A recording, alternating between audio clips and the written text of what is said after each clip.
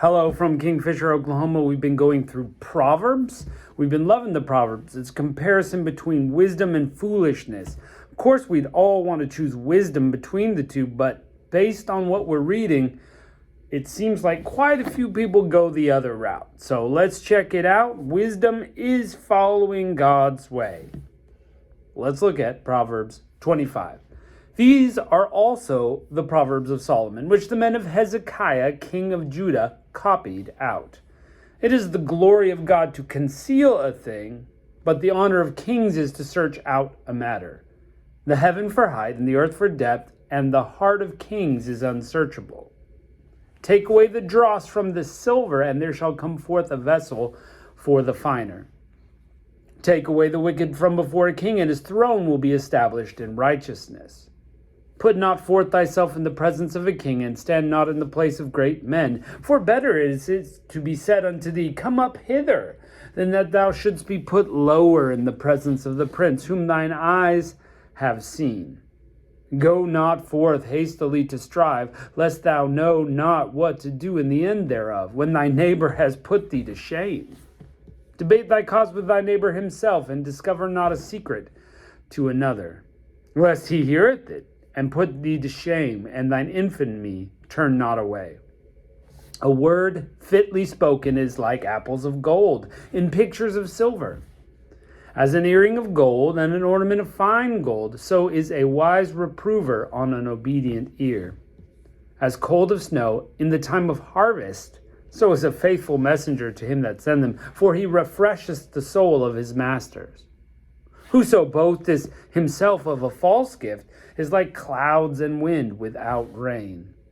By long forbearing is the prince persuaded, and a soft tongue breaketh the bone. Hast thou found honey? Eat so much as is sufficient for thee, lest thou be filled therewith and vomit it. Withdraw thy foot from thy neighbor's house, lest he be weary of thee, and so hate thee.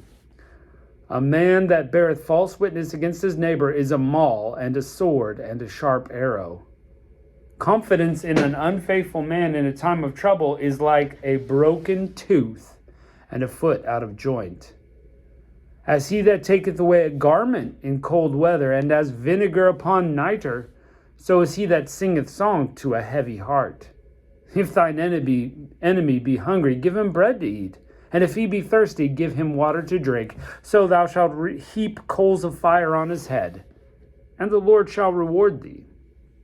The north wind driveth away rain, so doth an angry countenance a backbiting tongue. It is better to dwell in the corner of a housetop than with a brawling woman in a wide house.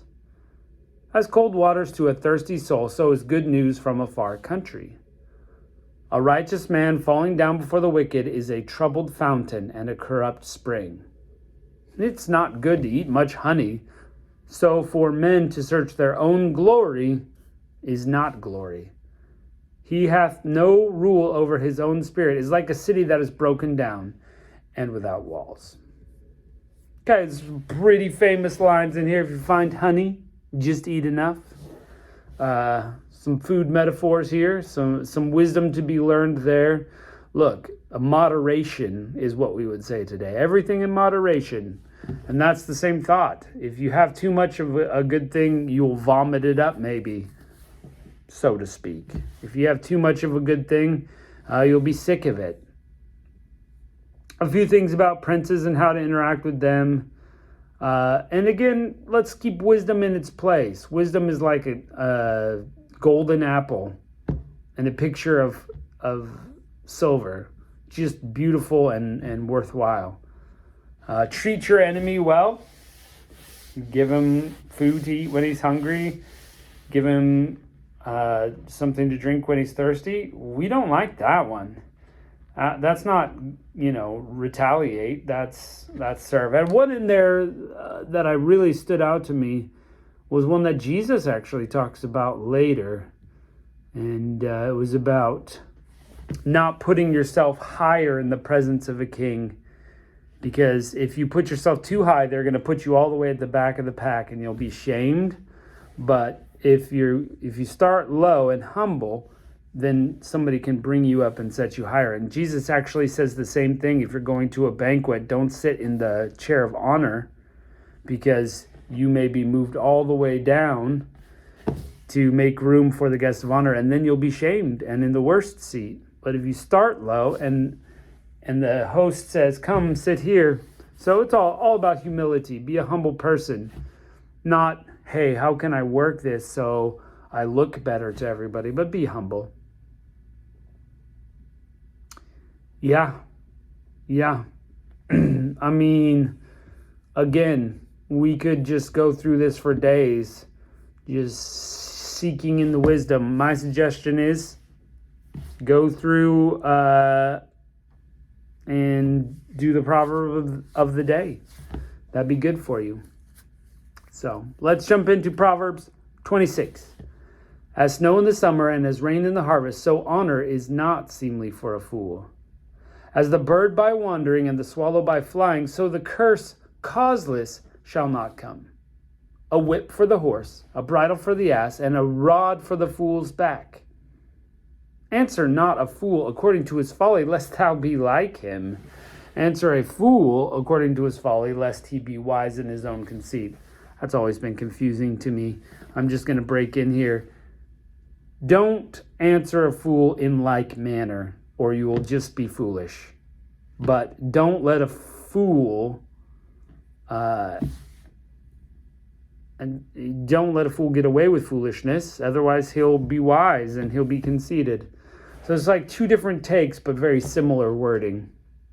Verse 6, he that sendeth a message by the hand of a fool cutteth off the feet and drinketh damage. The legs of the lame are not equal, so is a parable in the mouths of fools.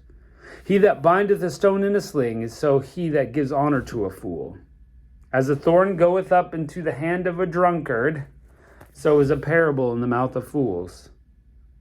The great God that formed all things both rewardeth the fool and rewardeth transgressors.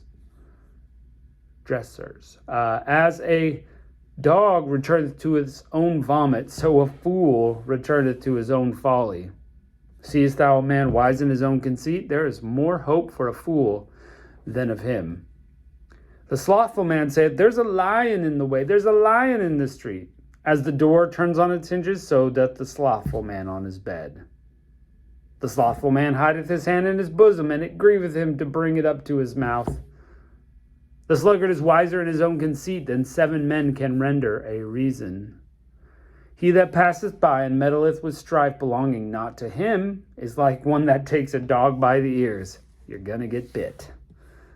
As a madman who casteth firebrands and arrows and death, so is the man who deceives his neighbor and says, oh, am I not in sport, or am I not kidding? Where no wood there is, the fire goes out. So where there is no talebearer, strife ceaseth. As coals are to burning coals, and wood to fire, so is a contentious man to kindle strife. The words of a talebearer are as wounds, and they go down to the innermost parts as the belly. Burning lips and a wicked heart are like a potsherd covered with silver dross. He that hateth dissembleth his lips, and layeth up deceit within him. He that speaketh fair, believe him not. When he speaketh fair, believe him not, for there are 7 abominations in his heart. Whose hatred is covered by deceit, his wickedness shall be spewed before the whole congregation. Whoso diggeth a pit will fall therein, and he that rolleth a stone, it will return on him. A lying tongue hateth those who are afflicted by it, and a flattering mouth worketh ruin.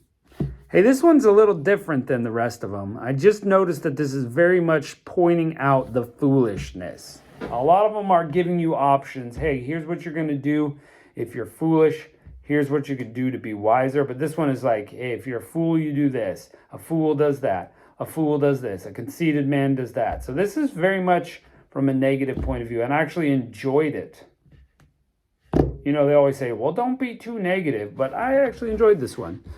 All the things to avoid. You know, if we're smart enough, we can look at things and go, yeah, I think I'm going to stay away from that. That's what this one is. I like the word picture there about if you do this, if you pass by and then meddle with things that aren't your business, it's like grabbing a dog's ears. If you just went up and grabbed a dog's ears, it would bite you. It would attack you. So why would you want to get in the middle of everybody else's problems? But people do it all the time. Just saying. Just saying. Yeah. Yeah. I mean, don't be a fool, people. And by this we know, we can be not foolish. Is that, are we following God's ways? Are we doing it His way? That's the standard. Wise, God's way. Foolishness, rejecting God. Plain and simple. Plain and simple. Love it when it's straightforward. So, all right. Well, thanks for joining us today for these 2 chapters of Proverbs. We're doing great. And we look forward to catching you later.